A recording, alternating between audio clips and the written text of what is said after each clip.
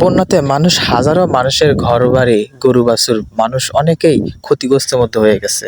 কিন্তু এখন বর্তমানে পানি একটু কম, কম ভাব। যার কারণে মানুষগুলো একটু তাই স্বস্তির ফিরে পাইছে। তো এই এলাকাটা চারদিকে পানি। আমি দেখতে পেলাম পানি আর পানি। তো এই এলাকাতে কিছু মানুষ এখনো কোনো ক্ষতিগ্রস্তের মধ্যে পড়ে নাই। তারা সঠিকভাবেই আছে। তো এইভাবে যদি প্রতিটা মানুষের যদি বিপদ থেকে রক্ষা হয় তাহলে তো ভালোই। মানুষ আর ক্ষতিগ্রস্তের মধ্যে আর পড়ে না। তো দোয়া করি আল্লাহ তাআলা যেন এদেরকে সবাইকে পানি থেকে আল্লাহ তাআলা তাদেরকে হেফাজত করেন। আর পানির তো আমাদের মনে হয় যে একটু পানি কমা, কমা ভাব। পানি আর সে আগের মতো আর বাড়তেছে না। তো থাক, দোয়া করি আল্লাহ তাআলা যেন এরকম করে রাখে। তো এই এলাকাটা ঠিক তেমনই। পানিতে ভরপুর ছিল। তো এখন মোটামুটি বাড়িঘর মোটামুটি পানির নিচেই আছে। এখনো মানুষ ততটা ক্ষতির মধ্যে বা ততটা আশঙ্কাজনক দুশ্চিন্তার মধ্যে মানুষ আর নেই।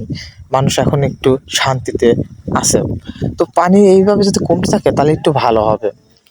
তো মানুষ যেভাবে বন্যা দুর্গত মানুষদের পাশে দাঁড়িয়েছিল, এইভাবে তারা যেভাবে এগিয়ে গেছে, আমরা দোয়া করি এভাবে প্রতিটা মানুষের বিপদে তারা এগিয়ে যাক।